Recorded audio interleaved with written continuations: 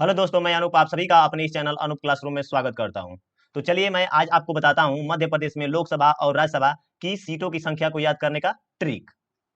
तो आप एक रीजनिंग में देखिए, मैं बता रहा हूं, इसको ध्यान से आप सुनिए। रीजनिंग में एक चैप्टर है, एक टॉपिक है जिसका नाम है दोस्त अंग्रेजी वर्णमाला परीक्षण। उस अंग्रेजी वर्णमाला परीक्षण में आप देखेंगे कि अ, हर एक अंग्रेजी वर्णमाला के हर एक अक्षर का एक स्थान है। जैसे ए को हम लिखते हैं, ए को हम लिखते हैं, ए को हम लिखते हैं 1 पर। फिर हम बी को लिखते हैं, बी को किस क्रम पे लिखते हैं दोस्त? बी को हम लिखते हैं दूसरे क्रम पे।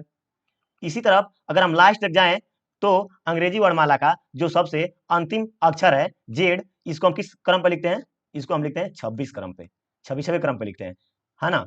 जब इसको हम 26 क्रम पे लिखते हैं तो आप देखिए हमने बीच में छोड़ दिया है, उसको आप लोग समझ गए होंगे। अब आइए देखिए, जो मध्य प्रदेश है, मध्य प्रदेश का शॉर्ट फॉर्म क्या है? मध्य प्रदेश को हम शॉर्ट फॉर्म में कैसे लिख सकते हैं? M P. कैसे लिखते हैं दोस्त? एम और पी, एम पी लिखते हैं। तो आप देखेंगे एमपी में, आप अंग्रेजी वर्णमाला में यम का भी तो एक स्थान है दोस्त। तो यम कितने स्थान पर लिखे हैं? यम को 13वें स्थान पर लिखा जाता है। यम को कितने स्थान पर लिखा जाता है? 13वें स्थान पर लिखा जाता है। और पी को 16वें स्थान पर लिखा जाता है, यानी कि 16वें क्रम पर लिखा जाता है ना दोस्त? अब देखिए, पी को 16वें क्रम पर लिखते हैं और यम को 13वें क्रम पर लिखते हैं। तो अब इसको हम क्या करेंगे मित्र? इसको हम करेंगे, इसको हम जोड़ देंगे। इसको हम क्या करेंगे? इसको हम जोड़ देंगे मित्र। और जैसे ही जोड़ेंगे, देखिए मध्य प्रदेश का जो शॉर्ट फॉर्म हम लिखे, और शॉर्ट फॉर्म में हम शॉर्ट फॉर्म का हर एक अंग्रेजी वर्णमाला का मैं एक क्रम रख दिया, एक क्रम पर रख दिया, जो जिस क्रम में होता है अंग्रेजी वर्णमाला में। तो यम को 13वें क्रम पर लिखते हैं और पी को 16वें क्रम पर। अब इन दोनों को जोड़ दीजिए, जो 3 और 6 क्या हो जाएगा? 9।